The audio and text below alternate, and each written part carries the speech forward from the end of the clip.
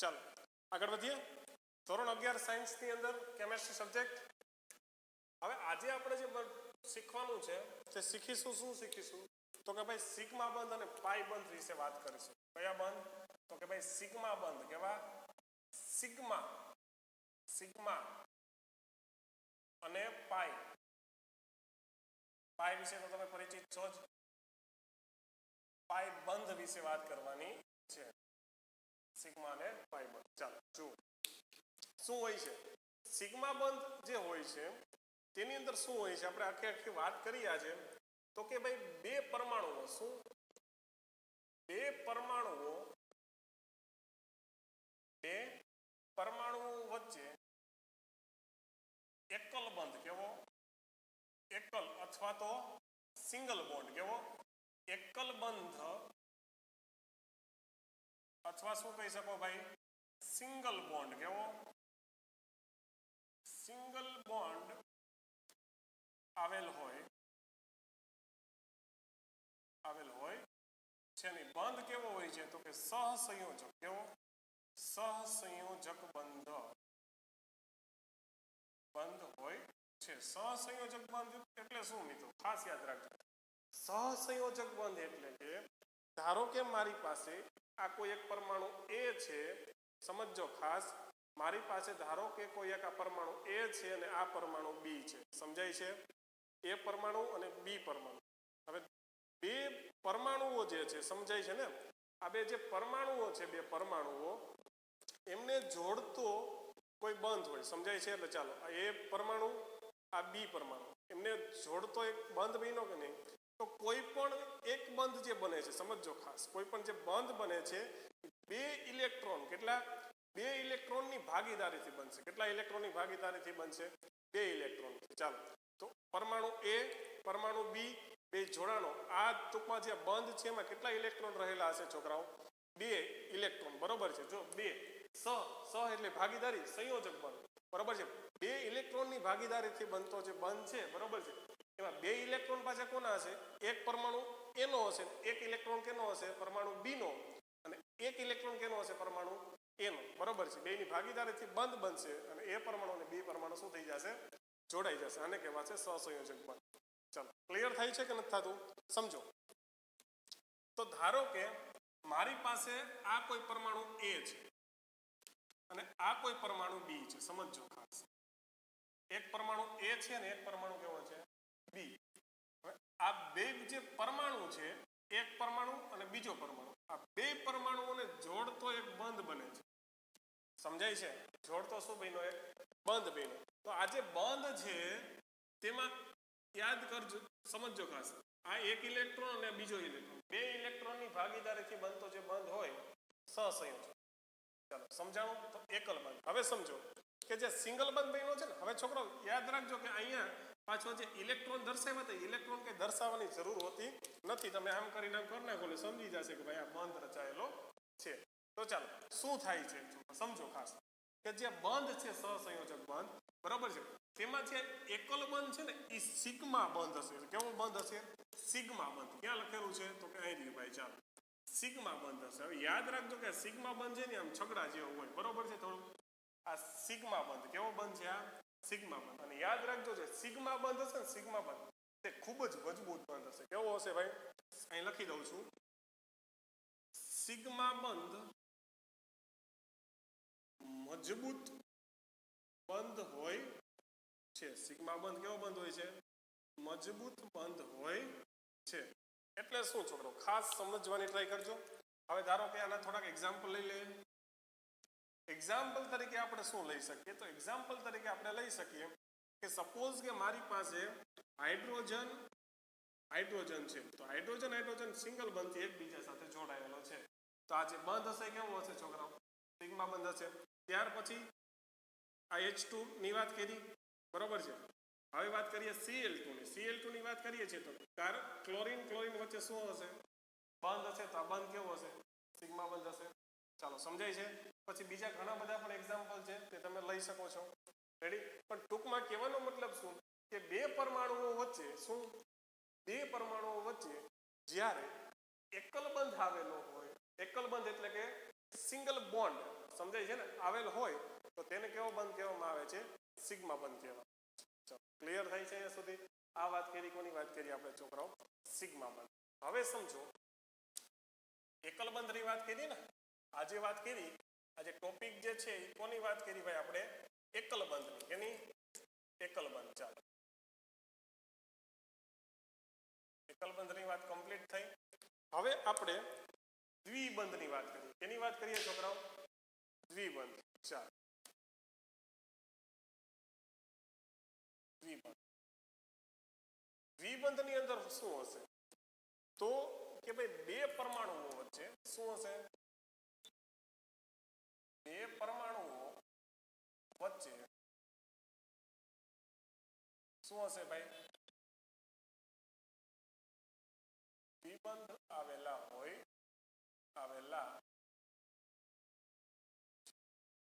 સમજાણું. બે પરમાણુઓ વચ્ચે શું આવેલો હોય છે દ્વિબંધ આવેલા હોય છે. દ્વિબંધને કહેવાય છે ભાઈ ડબલ બોન્ડ. શું કહેવાય છે ડબલ બોન્ડ. હવે સમજી લીધો કે આ ડબલ બોન્ડ જે છે ડબલ બોન્ડ તે સહસંયોજક બંધ જ હોય છે. તે બંધ પણ કેવા હોય છે સહસંયોજક. કેમ કે ભાઈ એક બંધ હોય કે બે બંધ પણ ઇલેક્ટ્રોનની તો ભાગીદારીથી બનશે ને બંધ. સમજાય છે બંધ એક બને બે બને કે ત્રણ બને પણ જો ઇલેક્ટ્રોનની ભાગીદારીથી બંધ બને છે. ઇલેક્ટ્રોન એટલે શું કે બે પરમાણુ એના ઇલેક્ટ્રોન અને પરમાણુ બીના ઇલેક્ટ્રોન બેની ભાગીદારીથી જો બંધ બને છે તો એ બંધને કેવો કહેવાશે ભાઈ સહસંયોજક બંધ કહેવાશે કે નહીં સહસંયોજક બંધ કહેવાશે હોય છે. બરોબર છે. તો ચાલો શું હોય છે તો પાછું ધારી લ્યો કે મારી પાસે કોઈ પરમાણુ A છે અને કોઈ પરમાણુ પાછો B છે. સમજાય છે. પરમાણુ A અને પરમાણુ B વચ્ચે સમજો ખાસ પરમાણુ A અને પરમાણુ B વચ્ચે દ્વિબંધ આવેલા હોય. કેવા બંધ આવેલા હોય દ્વિબંધ આવેલા હોય તો શું કહેવાય છે ડબલ બોન્ડ કહેવાય છે ને બીજું કંઈ કહેવાશે નહીં. પણ અહીંયા યાદ રાખજો જો દ્વિબંધ હોય શું દ્વિબંધ હોય એટલે કે બે બંધ આવેલા હોય તો કોઈ એક બંધ હશે એને સિગ્મા બંધ કહેવાશે અને કોઈ એક હશે એને કેવો બંધ કહેવાશે પાઈ બંધ. પણ યાદ રાખજો છોકરાઓ સમજજો ખાસ અહીંયા શું કીધું કોઈ એ બંધ છે એ પરમાણુ અને બી પરમાણુ વચ્ચે દ્વિબંધ આવે દ્વિબંધ છે ત્યાં સુધી ખબર છે કોઈ એક જે છે એ સિગ્મા બંધ બને છે અને એક કે બંધ કેવો હશે પાઈ બંધ. પણ યાદ રાખો કે હવે હું તમને અહીંયા એ જ વસ્તુ લખી દઉં છું. સમજાણું તો આવું થયું ને. હવે યાદ રાખજો જો અહીંયા ઉપર સિગ્મા આપ્યો હોય નીચે પાઈ આપ્યો પણ હું અહીંયા પાઈ આપું છું અને અહીંયા સિગ્મા આપું છું તો કોઈ જ ફેરફાર છે નહીં. કહેવાનો મતલબ કે તમે આમ દર્શાવો કે આ રીતે દર્શાવો કોઈ જ ફેરફાર છે નહીં. એનો કહેવાનો મતલબ શું થયો કે સિગ્મા બંધ ઉપર દર્શાવો કે સિગ્મા બંધ નીચે દર્શાવો પાઈ બંધ ઉપર દર્શાવો કે પાઈ બંધ નીચે દર્શાવો કોઈ જ ફેરફાર પડશે નહીં. યાદ રાખજો.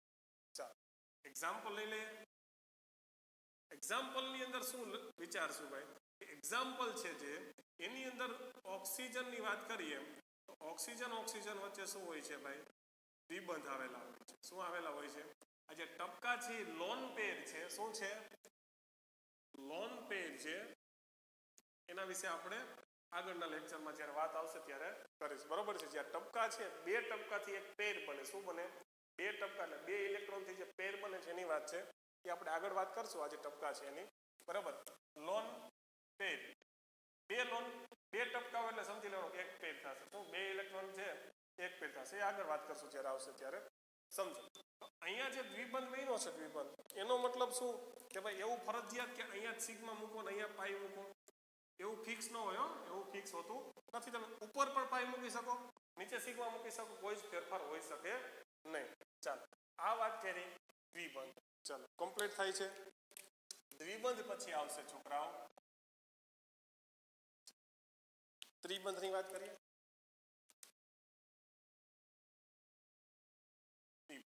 બરોબર છે. દ્વિબંધની અંદર શું હોય છે કે બે પરમાણુઓ વચ્ચે કેવા બંધ આવેલા હોય છે ત્રણ બંધ આવેલા હોય છે. ચાલો બે પરમાણુઓ વચ્ચે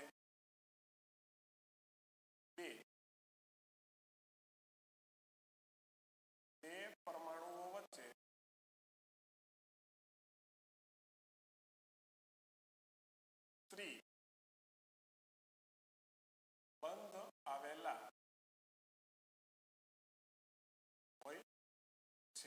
બે પરમાણુ વચ્ચે કેવા બંધ આવેલા હોય છે?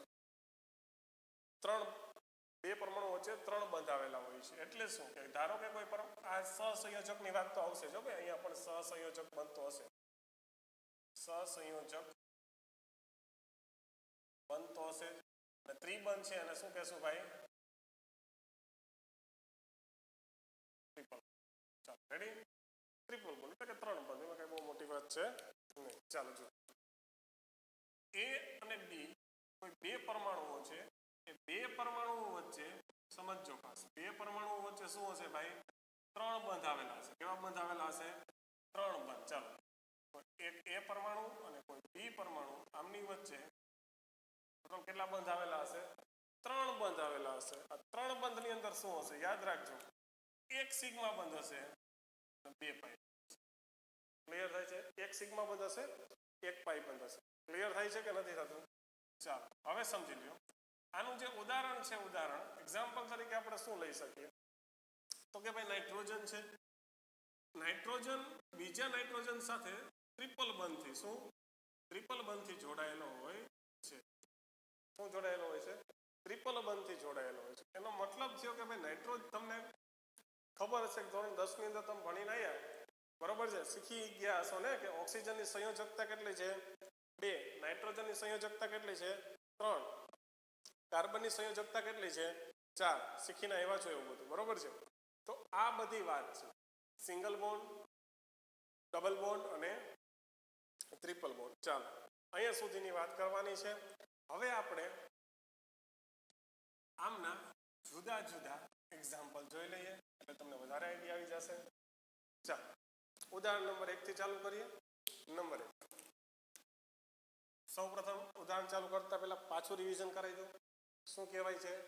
સિગ્મા બોન્ડ અને પાઈ બોન્ડની વાત કરીએ છીએ. તો બે પરમાણુ વચ્ચે જો એક બંધ આવેલો હોય તો કેવો બંધ કહેવાય? સિગ્મા બંધ. બે પરમાણુ વચ્ચે જો 2 બંધ આવેલા હોય તો તેને દ્વિબંધ અને બે પરમાણુ વચ્ચે 3 બંધ આવેલા હોય તો ટ્રિપલ. ચાલો ક્લિયર થાય છે? આ વાત છે સિગ્મા અને પાઈની. ટૂંકમાં સમજાય છે ને? જો એક બંધ હોય તો સિગ્મા જ છે. 2 બંધ આવેલા હોય તો 1 સિગ્મા 2 પાઈ. અને જો દ્વિબંધ આવેલા હોય, શું દ્વિબંધ આવેલા હોય તો 3 બંધ આવેલા હોય તો શું? 1 સિગ્મા અને 2 પાઈ. બીજો કોઈ ફેરફાર આવતો નથી. ચાલો આગળ વધીએ.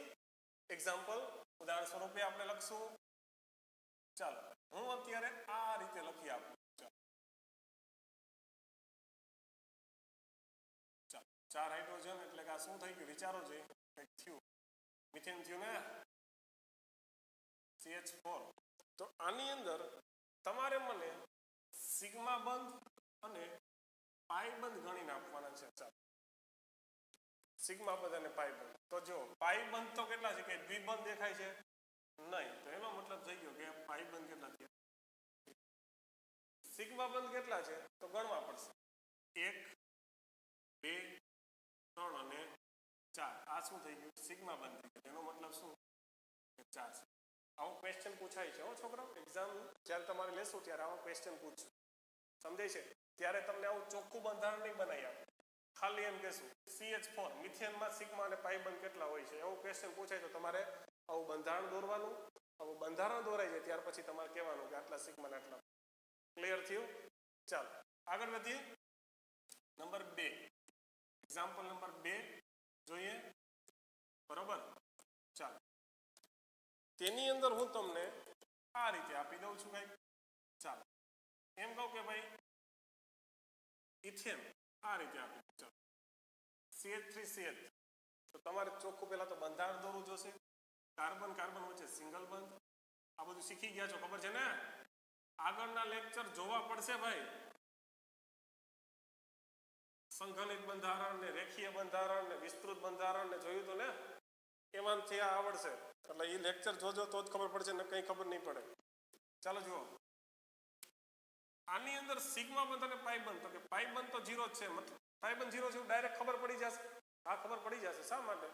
કે ભાઈ તમને ક્યાંય બંધ ન દેખાય, દ્વિબંધ દેખાય નહીં તો ચોખ્ખી વાત છે. દ્વિબંધ અથવા તો ત્રિબંધ ન દેખાય તો ચોખ્ખી વાત છે કે પાઈ બંધની સંખ્યા કેટલી થઈ ગઈ ભાઈ?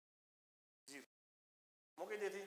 તો હવે આ જે બંધ છે આ બંધ એમાં સિગ્મા બંધ કેટલા થશે તો કે 1 2 3 4 5 6 અને 7 સમજાય છે ને 7 બંધ કેવા થયા સિગ્મા ક્લિયર થાય છે હવે થોડુંક અઘરું જોઈએ અઘરું ઉદાહરણ થોડુંક લઈ લઈએ જોઈએ તમને આવડે છે કે નહીં આવડી જાય ને હવે થોડું બાકી રહે બરાબર ને આવડવું જ જોઈએ ચાલો થોડાક અઘરા તરફ જઈએ બંધારણ કંઈક આવું આપું છું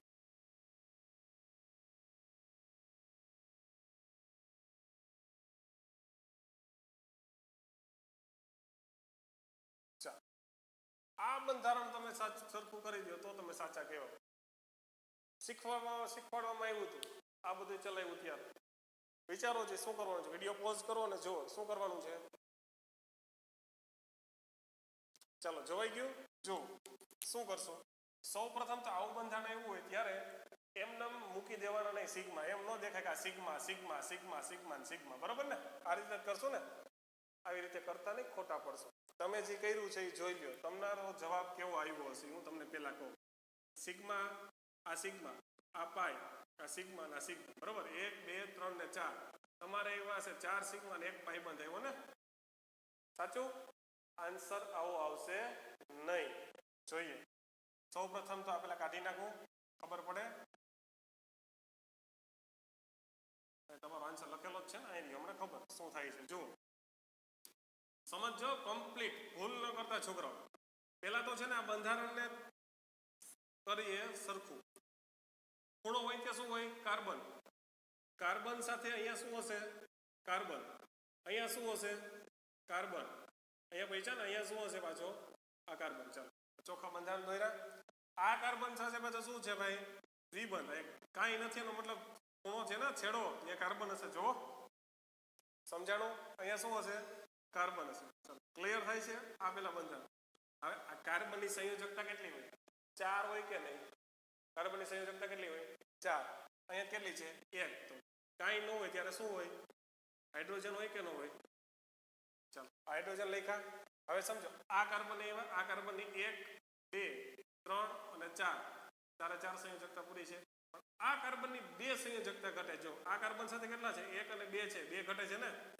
2 શું હશે હાઇડ્રોજન હશે આ કાર્બન આ કાર્બન 1 અને 2 ઘટે કેટલી 2 તો ચાલો 2 ને 2 4 થઈ ગઈ આ કાર્બન એવો છે ઘટે કેટલી 1 2 અને 3 તો ચાલો હાઇડ્રોજન હાઇડ્રોજન અને હાઇડ્રોજન સમજાય છે છોકરાઓ હવે તમારે સિગ્મા અને પાઈ બંધ ગણો તો સાચા પડે બાકી તો તમારો આન્સર 4 અને 1 તો હતો જ બરોબર ચાલો જોઈએ ગણીએ પેલા પાઈબંધ મૂકી દઈએ પાઈબંધ જો 1 છે પાઈબંધ તો તમારો સાચો આવશે 1 બરાબર આ તમારો આન્સર હા ચાલો પાઈબંધ તો 1 જ આવશે ચાલો હવે જો 1 2 3 4 5 6 7 8 9 10 11 12 13 14 થયા કેટલો તમારો આન્સર આવ્યો 14 આવ્યો ને તમારે કેટલો આવ્યો તો 4 તો તમને અત્યારે એમ લાગતું છે લેવો સાહેબ એમાં શું હોય અહીંયા એકડો મૂકી દીધા 14 થઈ ગયા બરાબર ને એમ ન ચાલે હા ચાલો આવી રીતે તમારે જુદા જુદા એક્ઝામ્પલ સોલ્વ કરશો તો વધારે આવડશે ચાલો ક્લિયર થાય છે જે તમને જુદા જુદા એક્ઝામ્પલ છે તે હોમવર્કની અંદર મળી જશે બરાબર વિડીયો લેક્ચરના અંતમાં થોડા નહીં વિડીયો લેક્ચરના અંતમાં નહીં પણ તમને વોટ્સઅપ દ્વારા એક એક્ઝામ્પલનું લિસ્ટ આવી જશે એ તમારે સોલ્વ કરવાનું છે સોલ્વ થઈ જાય પછી આપણે ગઈકાલે હવે પછીના લેક્ચરમાં એ બધા જ એક્ઝામ્પલ પાછા